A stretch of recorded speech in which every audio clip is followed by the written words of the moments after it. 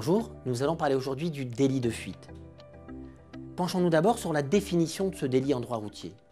Il s'agit du cas où vous ne vous êtes pas arrêté à la suite de la commission d'un accident, et ce, peu importe sa gravité.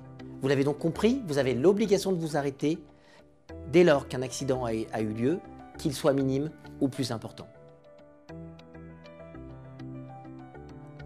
Si les forces de l'ordre retrouvent votre trace, et c'est bien souvent le cas grâce aux nouvelles technologies, ils commenceront par procéder à une confiscation immédiate de votre permis de conduire. Cela s'appelle un avis de rétention qui vous privera du droit de conduire pendant un délai de 72 heures. À l'issue de ce délai, le plus souvent, le préfet prendra une mesure de suspension provisoire pouvant aller jusqu'à 6 mois. Cette suspension provisoire sera donnée dans l'attente de votre passage devant le tribunal qui devra prononcer des sanctions définitives.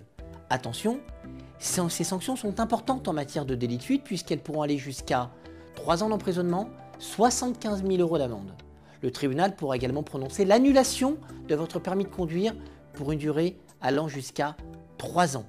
Vous risquez en outre des peines complémentaires comme le devoir d'accomplir un travail d'intérêt général ou encore la confiscation de votre véhicule.